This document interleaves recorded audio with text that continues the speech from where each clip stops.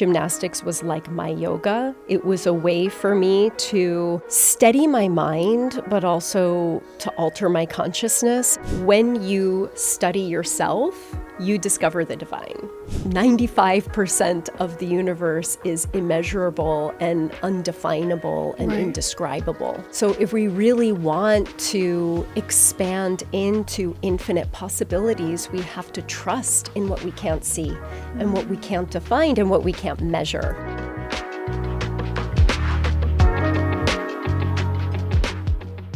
Hi guys, on today's episode we have Sarah Platt-Finger.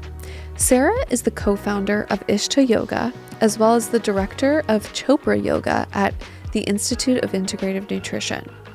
Sarah is an author, speaker, and master yogini. She had so much wisdom to share about the intelligence of our body if we just really tune in, as well as the fact that yoga can really be for everyone because it does not have to look one certain way. I learned so much from Sarah and found her energy so refreshing. I hope you do too. Enjoy.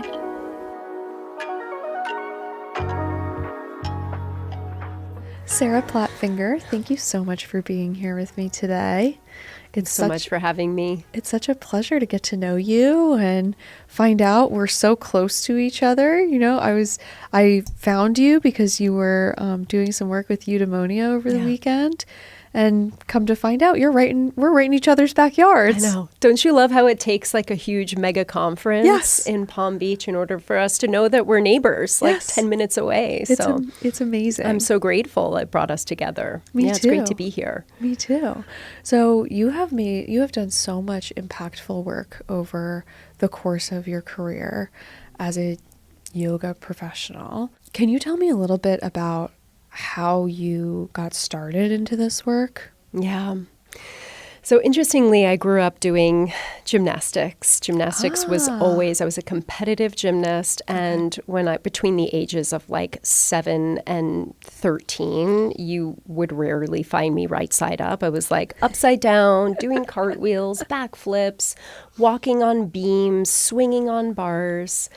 It was when I reflect back about that time in my childhood, I realized that gymnastics was like my yoga. It was a way for me to steady my mind, but also to alter my consciousness. It helped me get out of my mind and the fluctuations of my mind and my feelings, which were quite intense. And so, when I went into college, I kind of shifted more into dance and choreography. And I went to a school that had a block system where you study one subject for 3.5 weeks and then you have a break. So this one class I took was called Chinese Meditative Arts, and which was really interesting. I learned calligraphy. I learned Tai Chi. I learned pranayama, breath work. There was yoga in that. There was talk about Confucianism and just like Eastern studies that was completely new and foreign to me. And I was completely hooked. It transformed me. 3.5 weeks of doing these meditative practices. And I was in a very challenged place in my life at that time, like early adulthood, like late adolescence into early adulthood. I had self-destructive patterns, again, had a lot of emotional, mental instability, and had just a troubled, checkered relationship with my body. And to be able to be in a space where I actually felt at peace and a sense of calm and quiet in my body, it was like nothing I had ever experienced, because it was always gymnastics, it was a way of balancing, but it didn't take me back to that quiet, calm space that this practice and these practices did. So I was very intrigued. I ended up going overseas to Taiwan after graduating college, and I picked up more yoga there, which was also a blend of Tai Chi, Qigong, and yoga. And I was like, this was in 2003. I mean, there were not a lot of yoga studios around, but something very strong and deep inside of me called me to go back to the US to study yoga, to get my certification. and to pursue it.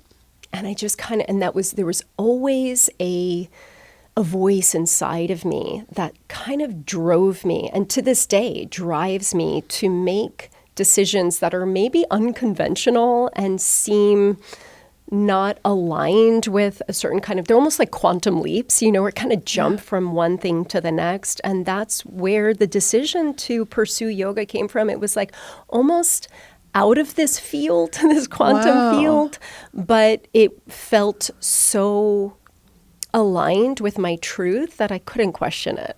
Wow. So it was really at a young age. You were in high school? So it was more in college that I discovered yoga and the meditative arts. I didn't really start meditating until I did my teacher training at the age of 25. Okay. Yeah. Okay. Still, that's a young age to dive so deep into this practice. Yeah. And so you did your yoga teacher training at 25 and really never looked back, or was there some back and forth pursuing other career paths as well? So I did my training and I knew I wanted to pursue it in some way. I didn't know if I wanted to make it a career. I was very interested in kids, and I considered elementary education as a career path, and I was working with kids when I lived overseas in Taiwan. And when I came back, while I was doing my teacher training certification, I worked in a local elementary school as like a rec supervisor. I coached kids gymnastics, and then I taught kids dance. And then once I became certified, I started teaching kids yoga. So I remember very clearly that fork in the road, which is like, if I want to pursue elementary education, I have to, start taking the steps to do that. Or do I want to take this alternative route into teaching yoga, which again was quite alternative back in those days. And again, it was kind of like a response that came from my body, from this really, kinesthetic space inside of me that was like, yes to the yoga. It was like, we're doing this. We're going to take this path. And because it's right. And actually there's a term for that in yoga. It's called Kriya Shakti. Okay. And it's like this divine right action. When something comes to you and it's not something you think through, but you just know it to be right in that spontaneous moment. Yes. I feel like that's very much how my life has unfolded and how I've made certain decisions in my life, one of them being pursuing yoga as a career. Wow. So it's really just like an intuitive inner knowing that brought you to it. Yeah. So you had this intuitive inner knowing to pursue yoga. And then how did you get from there into developing ISHTA? And can you tell us what ISHTA is? Because it sounds like this really magical blend of all of these different modalities, really. Yeah, it is. It really is a magical blend. Thank you for sharing it in that way, because I think it's very special. It's like a special sauce, that like once you put it on, you're like, oh, I like this. I don't know if I want to do any other sauces.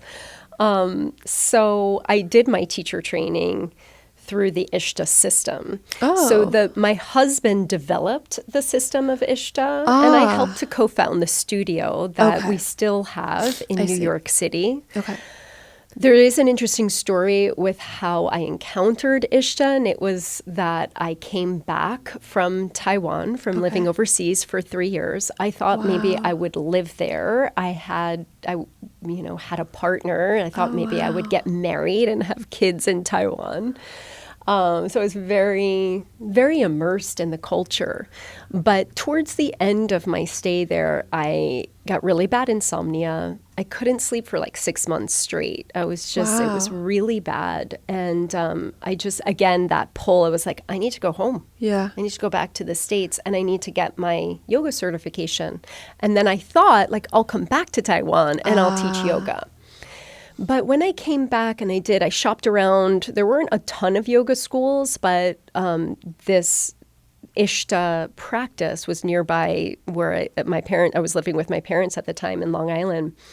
And I had reverse culture shock coming back. I was like, I don't know what home is. Yeah. Because coming back to a home that I always felt a little alien in, I never really felt home at home, you know what I mean? And it's partially why I went so far away for school and for after college. Like, let me go as far away as possible in the most foreign country that I can go to and try and find home there. Yeah. And when I came back, I was like, well, I don't know, like, what's my home? Right.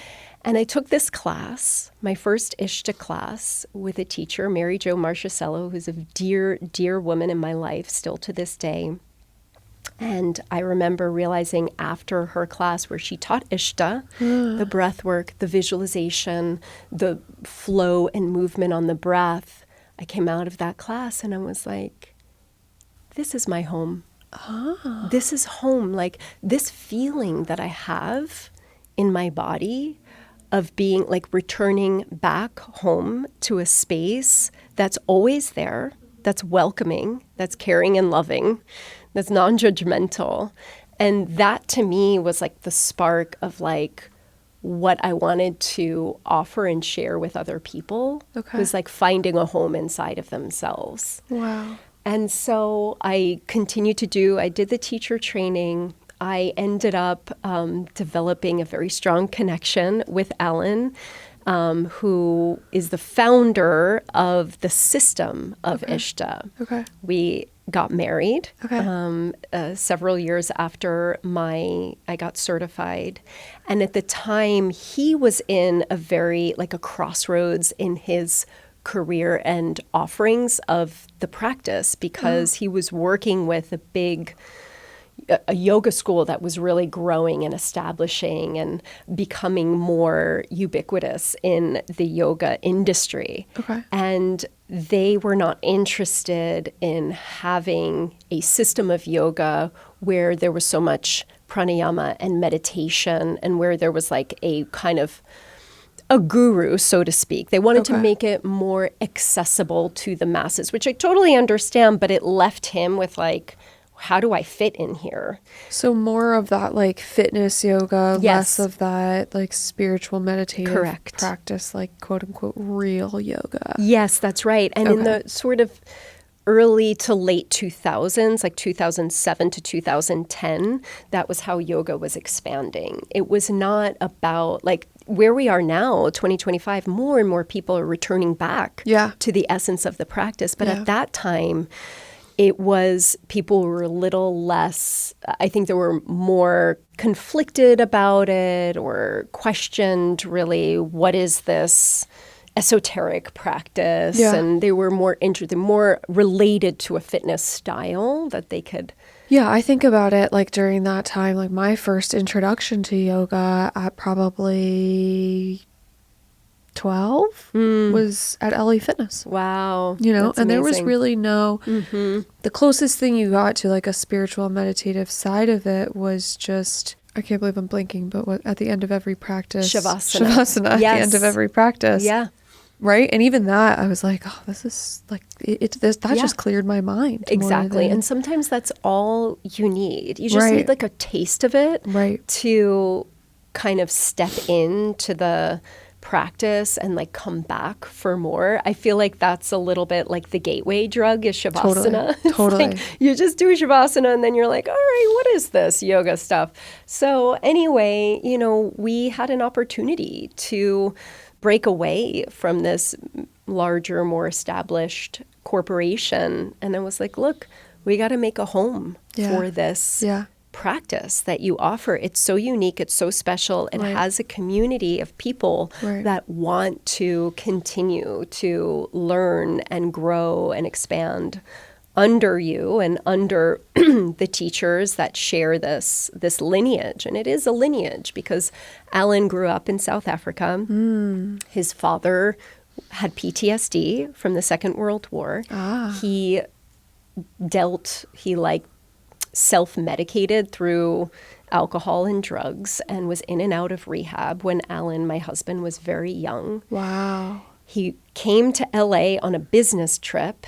Paramahansa Yogananda, who is the writer of Autobiography of a Yogi, was giving a talk, a lecture. This was like 1950s, early, mid-1950s. Alan's father was like completely just shocked and moved by his talk. Really? And what he was sharing. And so he went off to India to study what Yogananda was teaching, this practice of what's called Kriya Yoga. And then he came back to South Africa and essentially made his home like an ashram. Because at that time, there were a lot of yogis, a lot of yogic practitioners from the southern part of India. Even Gandhi lived in South Africa for some time, and BKS Iyengar, who was a very influential yoga teacher. So these yogis and swamis would come down, and then Alan's father would learn from him. And then Alan joined as a teenager and was like, I want to learn this yoga. Like, what is this? So the yoga came to them. He never went there. And that's how he and his father kind of put together the startings of this system. And then a few of us kind of expanded and shaped it as it evolved and grew over time. Okay. But yeah, it was really interesting. So can you explain the components of ISHTA? Because there's what is it? It's an acronym, correct? Correct. It's an acronym, and then it's also a word in Sanskrit. So the acronym is the Integrated Science of Hatha, Tantra, and Ayurveda. So those are like the three sister sciences of yoga. Okay. And Hatha being like just the balance of your solar and lunar energies and your nervous system, essentially. So strengthening, stretching, but also calming and balancing your nervous system and like your, again, solar and lunar energies. We would think about it from an energetic perspective. Tantra is a non-dualistic science. A lot of people say Tantra, they think of like some esoteric sexual practice. That's not what we do. Yeah. Sorry to say. But it is about like understanding your physical body as a vehicle and a technology to elevate and transform your consciousness. That through this, you can access the divine. It's not somewhere out there. It's like you just have to know how to, just like your technology on your phone, you just have to know how to work with the software, right? In order to achieve what you desire, what your intentions are. So it's a very potent, powerful practice. And then Ayurveda is the science of life, an ancient science from India of basically longevity, right? And understanding the elements around and within you. So that's the acronym. And then there's also a word, ISHTA, that comes from the Yoga Sutras that kind of means that which resonates with the individual. But one of the translations I came across when I first, when I was studying that phrase that ISHTA comes from in the Yoga Sutras, Svadhyaya ISHTA Devata Samprayogaha. And the translation I came across, which I love, is when you study yourself, you discover the divine. And so I think that that's also a cornerstone of this practice is studying yourself so you can access your infinite potential. Wow. I can't wait to dive into this practice personally because I was telling you a little bit right before we started recording. I'm like, even just in preparing for our conversation, I was like getting so many just like pings of, oh my gosh, Nicole, you need to dive into more of this yogic work. Like it's what my body and mind and soul are craving right now. I love that. And I just love how deep you have dove into creating this practice and this style of teaching. Tell me, so you obviously developed or continued the development of this practice with your husband. Yeah. For two people and souls who are as evolved as you both are, is it still difficult to work with your partner sometimes, or do you guys have that totally figured out? It's so interesting. I mean, I think probably the most challenging was when we were running the yoga studio and we had to take care of all, it's kind of like, and I'm sure you understand this working with your partners, like all the details, you know, the nitty gritty, the small, it's the little things that become big things, you know.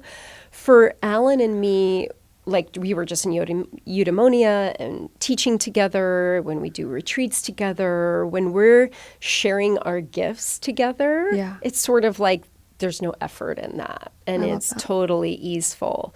But when we come up against our own challenges and limitations, that is what can get hard. Right. And he had some health challenges when we were really in the depths of the, or the height of the business. So I had to kind of like step forward, and as a new mom, and then like as taking on a new business, and he was recovering from an infection he got through a hip surgery, which was really, really challenging. And so, but it was like in those moments, we kind of realize it's like, that's when you sort of realize what your potential is. Yeah. These things don't come when it comes easy. It's like when the challenges and the pain, right? And the friction that you're like, oh my gosh, I can do this. Yes. And Alan always believed in me, and I think that is the most important thing in our relationship, is his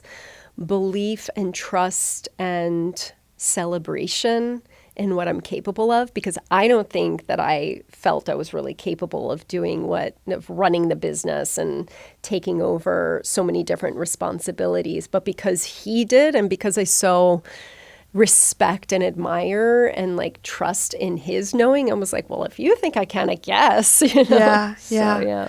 Oh, that's beautiful. And it is.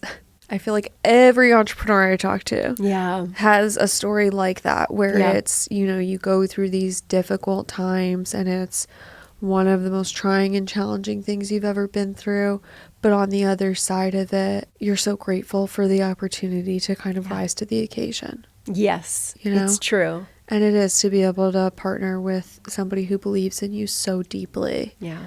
It's really empowering. It really is, and it's something I sometimes think I take for granted, because not every relationship has that, right? Mm-hmm. And I think it is the key to sustainability, is like you have a shared mutual trust and faith in each other.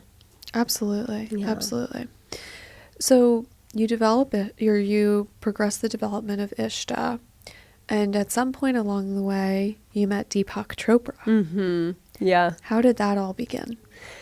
So interestingly, Deepak moved to an apartment complex that was like 3 doors down from our yoga studio. So we were on the same block. Oh my goodness. Yes. And someone from his team had reached out, like, Deepak Chopra is looking to do private yoga sessions. Can we make this happen? And it's so funny because, like, I was literally reading one of his books at the time, and I shared it with Al. It was like reading the book to him. I was like, Deepak Chopra teaches exactly what we do, but he's on the science side and we're more on the spiritual side of it. But it's a very similar approach, and it substantiates everything that we teach and we're saying. Right. So the fact that he kind of like dropped in, and it was talking about the quantum leap, and the fact that he like out of nowhere dropped into my mailbox, it just felt like such a wild synchronicity.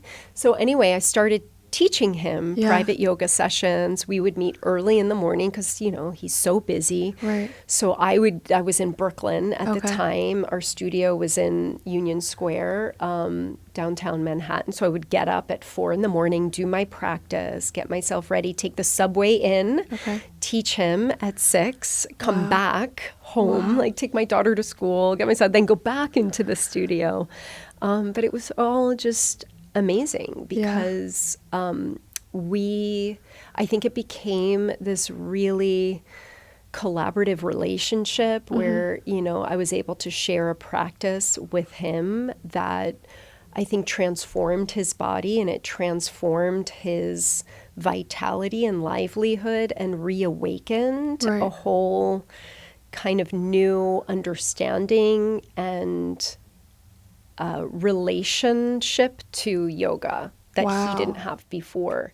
So that was incredible to watch, and he was very, and still to this day is very gracious, very, very generous, very like validating, and I'm so grateful to him that he has that humility to, appreciate the teachings. Because you're now he has to work with you, and you're now, what is your title with the Deepak program? Yeah, so I'm the director of Chopra Yoga. Right. We were with IIN, and now we're on a platform called the Gajah Collective. So I develop the yoga certification programs and courses and just help oversee that whole department. It's amazing. The more I learn about you and your practice, and from what I know of Deepak, like was he as mainstream as he is now when you developed, like when you were teaching him one-on-one? I think he was moving towards Was this pre-Oprah? This was just around Oprah, okay, right? Okay. So the Oprah, it was like just at that time. Okay. So it was really interesting because 2014 is when I started working with him. And I think that she has to take all the credit for bringing him mainstream. But I think that those two things combined, I think, helped him to kind of have a renewed sense of self in his physical body, but also in his career. Right. Yeah. Amazing. So you explained a little bit about what Tantra is in terms of yoga rather than sex. Yeah.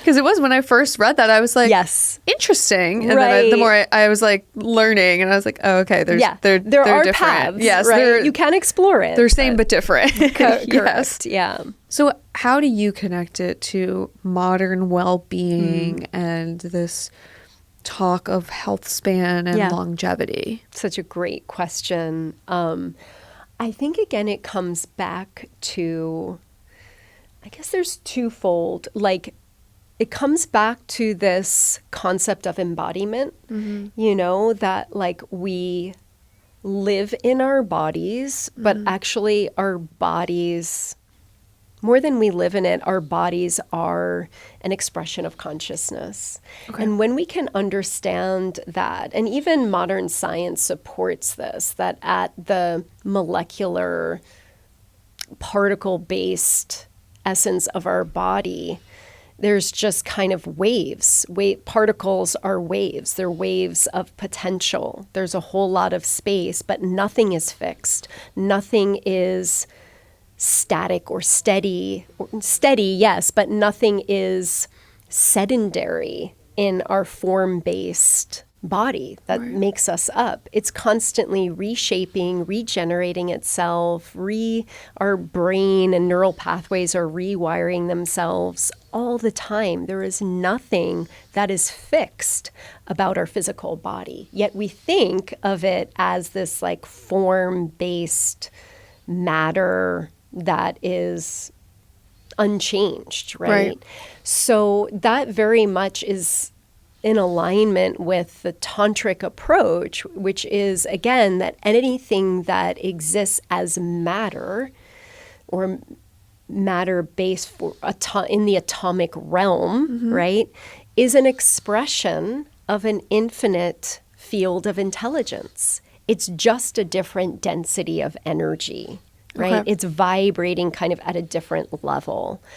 And so when we can understand our bodies as that, as a field of awareness, then we know that we have the possibility to change, expand, transform, enhance any aspect of our body through our intentionality, right? What do you want to create? How do you want your body to feel? But also, this path of longevity and health span, a lot of it is, yes, about taking care of ourselves. There is the risk that we can become too rigid in that, which is the case for anything that we're interested in. In yoga, the path is so much about commitment with surrender, right, of the outcome. Okay. These two things together are really integral to growth and transformation. If we're too attached to the outcome, we don't leave ourselves the space to grow and transform. But if we don't stay committed, nothing happens. Right. So we have to have this twofold approach, Right. To growth and I think it's the same for like longevity and health span. Yeah. If we get too caught up in the outcome, we might lose our cellular intelligence. The body has its own intelligence Right. that we don't even have to interfere with. Right. So when we have access to all of these different sciences, yes, the cells will receive that because they know, right?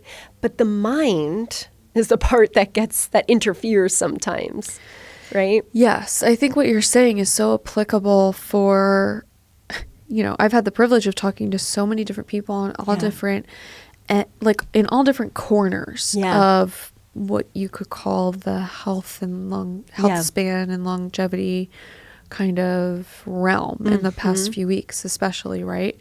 And there's this commonality that whether you're a PhD studying, nicotinamide riboside and how it converts to NAD in your body and how that affects your cellular energy and aging, or you're a yogi practicing tantric work with your clientele, right? There is this commonality of course, we all want to live long, healthy lives. Yeah. And that's something I talk a lot about in terms of health span versus longevity. Yes. I really don't care myself about living to be 130. Right. I just want to live in this chapter of my life very well and in the next chapter and so on. Yeah. Right. And until the end of my life, I don't want there to be a decade or two of my life where I'm living very low quality Correct. of life. All that to say, it's just as much about the journey as it is the outcome. And it's something that I need constant reminder of. And I think a lot of people with a similar mindset to myself, that kind of overachiever, entrepreneurial, which I'm sure you see a lot of in your clientele, because I find a lot of people who are that like go, go, go, like it's very like New York energy, Correct. right? Yeah. You end up in this place of burnout. Yeah. Yeah. And needing to find what kind of fills your soul from within, how to really take care of yourself on a deeper level than just taking yourself for a massage. Yes. Right? So it's such an important key and point that you're bringing up, like feeding your soul. And it might sound like, oh yeah, I see that on the, a meme or, a sticker, but like really what feeds your soul? Yeah. Because from a tantric and a yogic perspective, that is literally feeding the intelligence between your cells. Right. And that intelligence, when there's like a mixed signal or some kind of fallout in communication, that's when we get sick or ill or suffer. Right. But when the intelligence is clear and open and vital, right? That's when we feel we have vitality, we have clarity in our minds, we have radiance in our skin and, ease in our movement and our muscles and our bones. Right. So coming from that place, right, and really keeping that as a cornerstone of your health and well-being, not just taking care of your physical body, but your emotional self, your relationships, and then your connection to something that is indescribable, Right. that is immeasurable. Right. Because a lot of 95% of the universe is immeasurable and undefinable and indescribable. Right. It's dark matter and dark energy. So if we really want to expand into infinite possibilities, we have to trust in what we can't see and what we can't define and what we can't measure, And eventually we'll catch up to it. I know we will, Yes. Ooh, there's so much I could dig into for what you just said, but I know so much of it is kind of that indescribable as well. Like when you talk about like dark matter and dark energy, like can you describe that a little bit more, or is it just kind of indescribable? Yeah, I mean, insofar as understanding the path of self-realization, the yogic path, which is obviously like what I study and what I've committed myself to. Right. I think that field that is indescribable and immeasurable is where what we tap into and what we touch when we go still and quiet and when we experience meditation.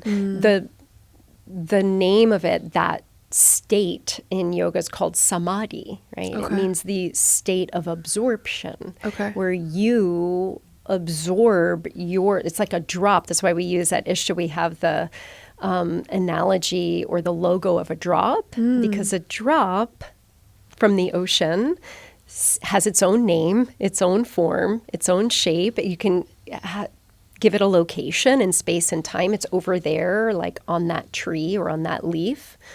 But when a drop merges back into the ocean, it becomes the ocean.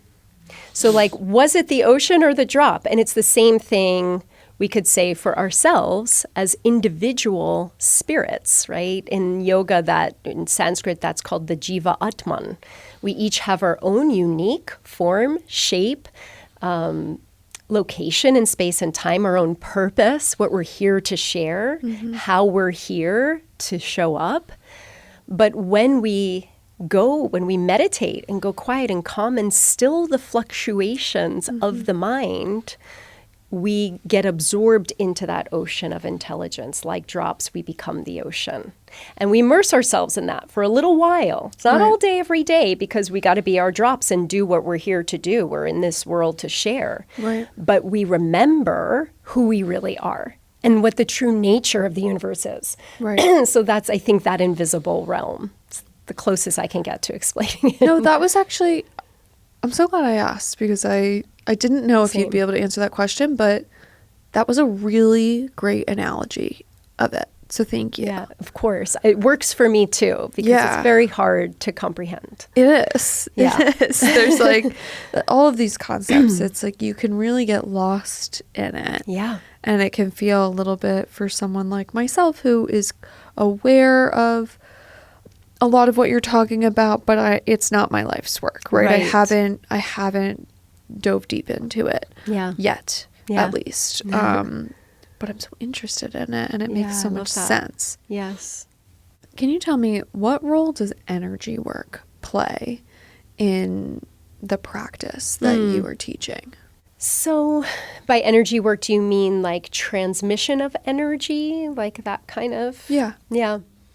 You might think of it as, we use this word called Shakti. Shakti in Sanskrit. It's the Mother Nature force. It's the divine feminine. It's the energy behind all of creativity and matter. It's kind of like Deepak references it as like a subtle vibration. And Shakti comes through us when we are teaching or doing something creative. And the yogis would say Shakti transmits through your hands, your feet, and your eyes. And that's why in the ancient teachings, they often show the students sitting at the feet of the guru. And that has been like, oh, you have to be smaller than. It's not really because of that. It's because their power comes through their feet. The Shakti comes through the feet. So you sit, Upanishads is sitting at the feet of the teachings. So energy work is the transmission of Shakti. It's the transmission of this subtle energy that really is the bridge between pure potentiality, nothing, right? The energy, the potential of something, and matter, the manifested realm. And we would call that the subtle body, right? Your subtle body is the bridge between what is possible, potential energy, and what has already expressed itself, or kinetic energy. So when we can kind of rest in that realm and teach and transmit through that realm, we are in a sense kind of shaping and informing before matter comes into being. Does that make sense? It's a little It's a little esoteric for me. Yeah. But I think I understand what you're saying, and correct me if this isn't related, but when you're thinking about transmitting energy, are your chakras a part of that? Yes. Like, are you, when you're teaching, so you mentioned to me before this class, you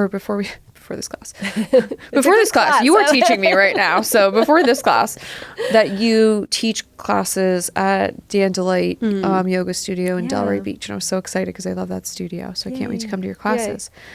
But in thinking about you and how well renowned you are, my immediate thought was like, you don't need to be teaching classes at a studio in Delray Beach, right? Yeah. Like, you're this world renowned yoga practitioner. But I'm sure there's an element that you love that keeps you grounded to work with clients in person, right? Yes. And that was something that I had read about ISHTA, that it's this highly personalized practice. Yeah. And I know Ayurveda, which is part of ISHTA, is a highly personalized practice. Yes. So I guess that's why I asked about energy work, because I'm wondering if when you're teaching clients in person, like say you were going to give me a private yoga session, I'm assuming, and correct me if I'm wrong, you're in tune enough to know if my sacral chakra needs work today, or if my heart chakra is closed off today. Are you thinking about things in that way, or not really? Definitely, I'm looking at the body as an expression of something more subtle. Okay. And so, yes, you're absolutely right. And especially through ISHTA, we look at the body through the 7 segments, which is an expression of the 7 chakras. So I can see not just through the segment of your body, like your sacrum or your rib cage and heart, but also like the way that you're moving, the way that your feet are positioned, the way that your joints are aligned. Like, you can just see so much, not just about the chakra system, but also about the dosha, the Ayurvedic mind-body type of that individual. Are they moving fast and sinking in the joints? Are they working really over-efforting and hardening? Are they lethargic and holding back and unmotivated, right?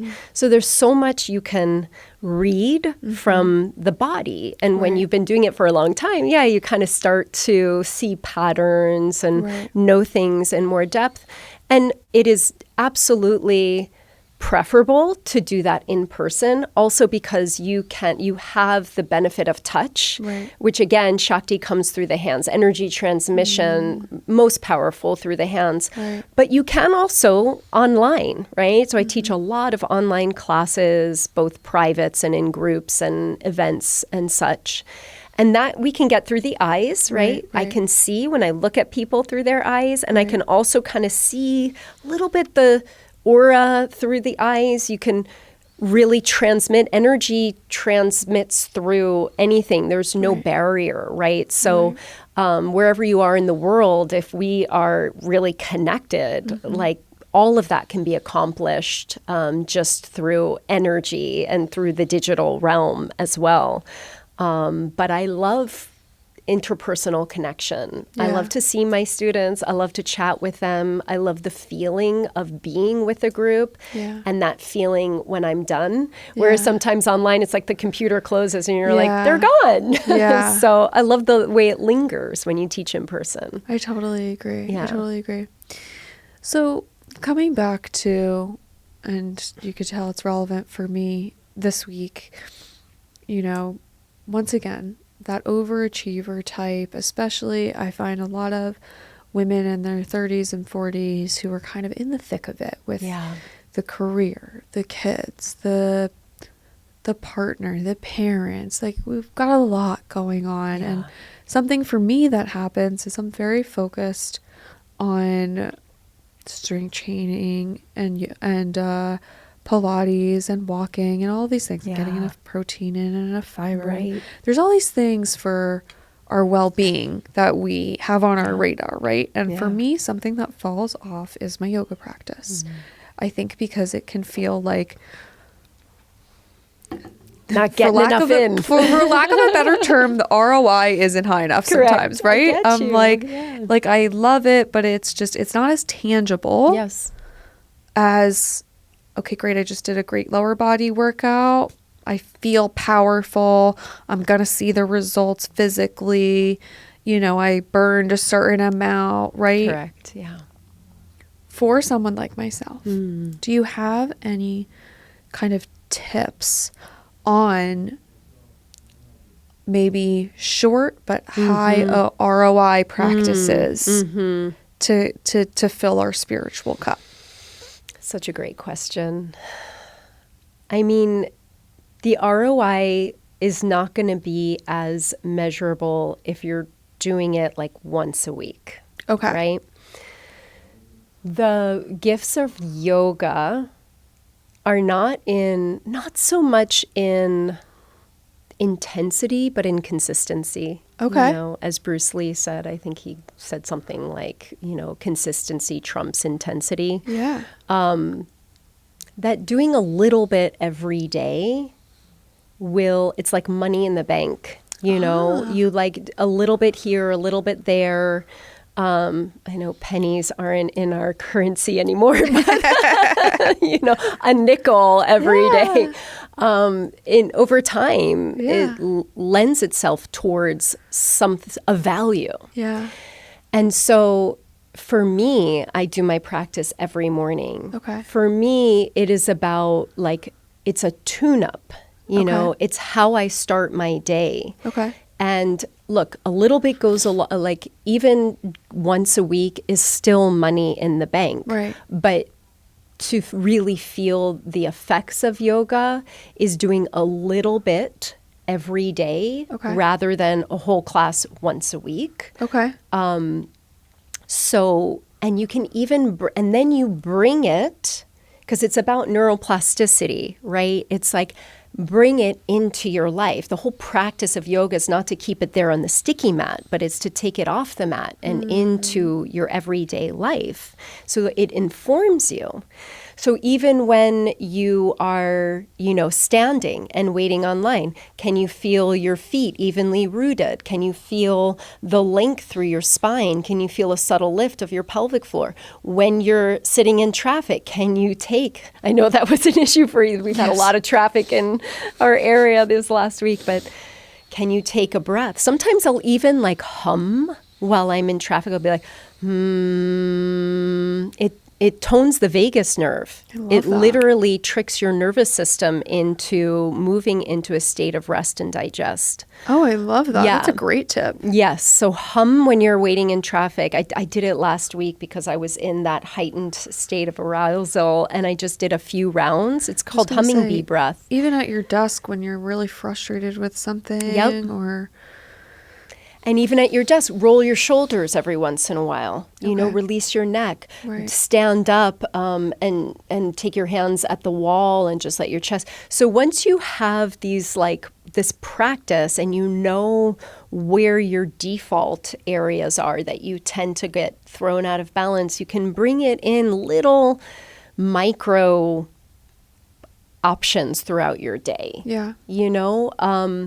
So I think that's what I'd say. If you can take a class once a week, the most important thing is that it's right for your constitution, that you're doing a class that is, and especially if you are a woman or a man who is very driven, very type A, and there's nothing wrong with, I'm driven too. I like to stay busy. I like to I'm a very aspirational person. And I think that's how we, share our gifts. It's how we assume our life's purpose. But again, the potential of that, the risk is that you can have burnout. So if you are that person like me, I move fast, I go fast, I sometimes put a lot of pressure on myself. My yoga practice is slow, it's steady, it's warming, but it's also calming. Okay. And I give myself exactly what I need to be able to get through the day and not, fall over. So Yeah. I think that the practice needs to feed you. Yes. It's funny because I mentioned earlier I had Rod Stryker here the other day. Yeah. And he's awesome. He's so awesome. Yeah. And he, similar to you, incorporates Ayurveda into his practice. And I kind of accidentally had him go deep on Ayurveda because I think it's such an interesting do you call it a science? It's science. It's such an interesting science. And he was just kind of in explaining it, he was like, I'm very pitta, and I can tell. To me, he was like, I can tell you're very pitta.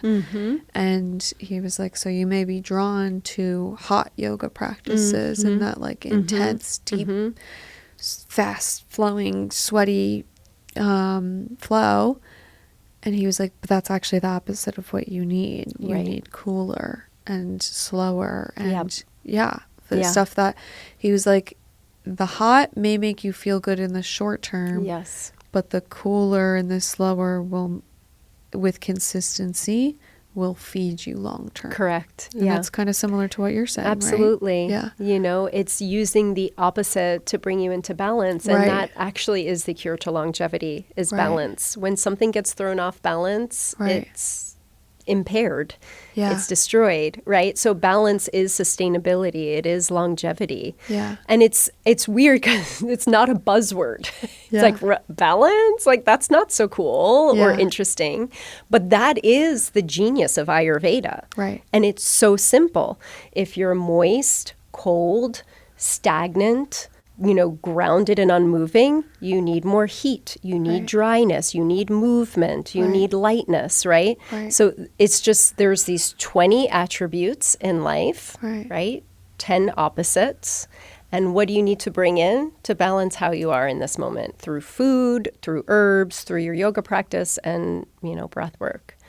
I love it. I love it so much. Okay. So you mentioned a short daily practice will give you more than one full class per week. Do you have short practices online that people can stream? I have some practices actually on Deepak's YouTube channel, the Chopra Well. Okay. I'm in the process of thinking about developing an app for myself because I realize that, you know, I talk about this a lot and it would be helpful for people to have something to access. And sometimes it's just a matter of like going on your hands and knees, moving your spine in 2 directions. You know, our spine moves in 6 directions. So like forward and back, side to side, and twisting. You know, so if you can get those 6 movements in, if you can do a down dog where it's like a little bit of a mild inversion and you're strengthening your upper body and stretching your hamstrings. And then, you know, a couple of standing poses, like you should be good to go. Stand in Tadasana. I love to do sun salutations. Those are great, but not everybody knows how to move through that on their own.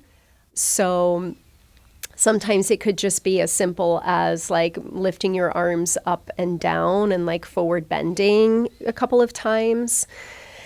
And your body kind of knows what it needs. Yeah. You know, it's like you'll be like, oh, this feels good. And again, I would recommend if you could do a little bit every morning, you know, 15, 20 minutes, and then go to class once a week, right? And then you will feel over time, you'll start to notice the shifts in your day. It's not as, again, measurable in terms of like, I feel it in my legs, but it's sort of like in those smaller moments when you're stuck in traffic, when you have a hard conversation with someone, when something doesn't work out in your technology, that you don't lose your shit, pardon my French, but you're sort of like, you realize you have a little bit more patience to get through Mercury in retrograde. You know? I woke up and checked my horoscope this morning to find out what was happening with the planets because I could feel something was off. That's what's happening. Like, Merc's in retrograde. Always a fun time. I love that. Do you have, so I've heard you talk about coming into the body's wisdom. Do you have, like, in maybe just somewhat of a concise way, a way of explaining how your body may be disconnected from its own wisdom? I think when we feel tightness, the word in Sanskrit for that, like feeling your body being in its own wisdom, is called sukha. Okay. And it's a word that means sweetness or flow. It's like when the channels or they're called the nadis, the meridians, are clear and the life force energy, the prana, is flowing easefully through those channels. That's the state of sukha. That's a state of ease. The opposite of that is when there's congestion or constriction in those nadis, and that's called dukkha. So anytime, it's interesting, like movement is life, right? Like, so when our heart is beating and the breath is flowing and the digestion is functioning, that's all a product of movement. That's why, from an Ayurvedic perspective, the Vata dosha is the king, because it's the intelligence of movement. As soon as things get stuck, like you're in a traffic jam, if there's a traffic jam in our bodies, that's when we feel dis-ease. That's when we're out of the body's natural intelligence. Got it. So it's sort of like day to day, and it's, as you mentioned, highly individualized. Like, what are the foods you need to eat to keep your digestive system clean and clear? How do you need to, what's the breath work you need to do to keep your mind at ease and your nervous system balanced? What are the physical things you need to do to feel strong enough to be able to support yourself, but also supple enough that you can move with ease, right? So these are all, again, like simple checklists, it's just basically vitality. Right. But as soon as anything gets stuck or obstructed, that's when we're out of that intelligence. Okay. That was a really good explanation. Thank you. My last question before I want to do a rapid fire before we end is, what myths about yoga and meditation would you like to debunk? Oh boy, how much time do we have for that question? What's the top myth you'd like to debunk about yoga and meditation? I think we need to separate it, because often the first myth is that they're separate. Okay. That yoga and meditation are separate. Okay. Meditation is a limb of yoga. Right? Okay. There are 8 limbs to yoga. The final limb is samadhi, right? That state of absorption. The last 3 limbs are about contemplation, meditation, and that state of absorption. So meditation is a form of yoga. It's a limb of yoga. Another myth that I think is that, like, you have to be a certain way to do it. Okay. You have to be flexible. You have to be vegan. You have to be skinny. You have to, I don't know, like have a sticky mat, right? Yeah. That's all just illusion. Yep. Because if you can breathe, you can do yoga. That's really the crux of it. Right. If you have a body and a nervous system, you can do yoga. Right. So I think that's probably, and sometimes it's just a matter of like having the right, not just the right teachers, but also the right, like we use props a lot in ISHTA and Chopra Yoga, like blocks, cushions, blankets to support your body so that you can find your own unique alignment and you can breathe fully. And you can come out of the pose feeling vital. Like, again, the channels are open, your breath is clear, your mind is steady. If you think that the practice is about more, then you're not exactly practicing yoga. Yeah. Because it's like, it's actually a returning back. It's not getting somewhere else. It's returning back to the source of who you really are. And all of the limbs of yoga are just a path to take us there, right? So that's another thing, that we think it's like goal-oriented. Right. We have to get or master something. The only thing we're mastering is our consciousness and mind, Right. I love that so much. And yeah, it kind of brings me back to what you said about your Ayurvedic dosha and, really seeking what would balance you. because I've definitely heard that, like, oh, you know, yoga is like a skinny girl workout. Right. And it's like, it's probably those who don't have that quote unquote yoga body. Yeah. Myself being one of those people who can benefit from it the most, right? Yeah, and it's really just a matter of knowing how to adapt the pose to suit your body. Right. I love that. Are you vegan? No, not anymore. Okay. I was for some time. I was going to say still, because I'm sure when I feel like we were all vegan. I know. Right? I know. I do However many years ago. But I do try to eat mostly plant-based. Okay. You know, like I eat a lot of vegetables, but I have integrated like salmon back into my diet and some dairy products. So eggs sometimes, but not a lot. Yeah. I think it's like a very balanced way. That was salmon was always the thing I kept. That's always been in my diet, even when I was like, I'm plant-based, but I eat salmon. Like it's always it's kind a of superfood that way. Yeah, exactly. Okay, quick rapid fire before we finish up. What is your morning routine must-have? My yoga and meditation. Yeah. It's, you know, that practice of movement, breathing, and sitting quiet. I do it every morning, and I have to. It's just like brushing my teeth now. Yeah. And do you do other types of movement as well, or do you? I have a daily. Every day I walk. I take a walk outside. We're in South Florida, and it's like getting the sun is also part of my wellness routine. So I do like 45-minute walk in the morning. I love that. I love it. What is your go-to grounding breath? Like, do you have a practice? I love alternate nostril breathing. Yeah. Alternating the flow of air. But I also really like the humming breath. Yeah, I love that. That's grounding to me. Yeah. And that's something that you don't really have to think about. Everyone knows how to hum. And exactly. You can do it at any time. You don't even need to close your eyes to do it. And the cool thing about it is not only the vibration tones the vagus nerve, but it lengthens your exhale. Mm-hmm. That's the down regulating aspect of the breath. So it's going to help calm anxiety too. I love that. Do you have a favorite mantra right now?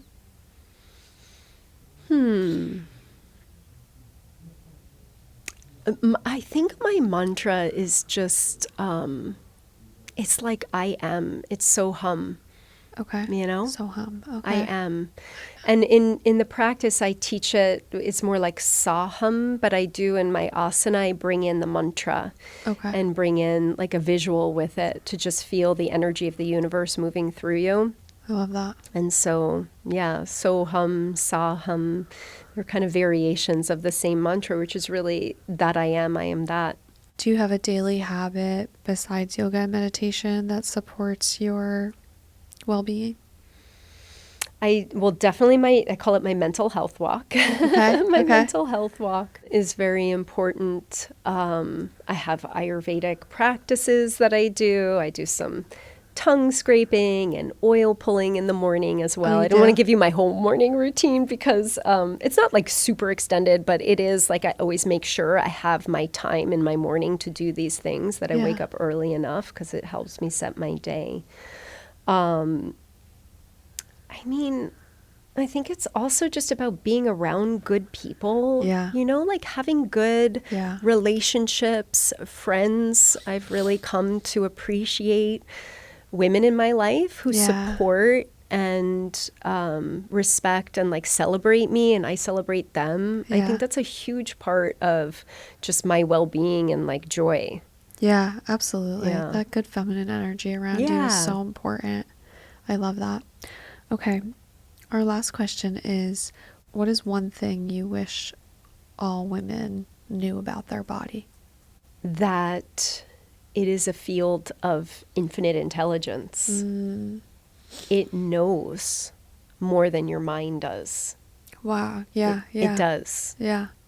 Your body, what it can do, you know, like digest, the cells regenerating themselves, the breath, breathing, the heart beating, and you can also grow life in your belly all at the same time. And lead a talk or play the piano or drive like it's incredible when you think about we came from a single cell. Yeah.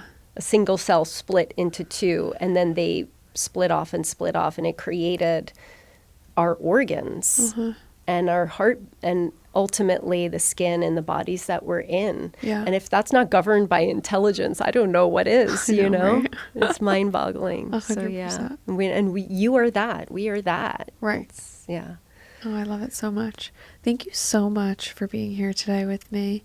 Where can people find you and your work? And you just recently wrote a book, so please share the information for that. Well, Deepak Chopra and I wrote a book. It was released in 2023. It's called Living in the Light. And so it's a wonderful manual. So not a manual, it's a book, but it also, for those of you, or if you're interested in like knowing more about the limbs of yoga, and then my portion is all about the yoga poses and what's the medicine of them, really. Like, what are you going to get from it, and how to get in and out of the poses in a safe way.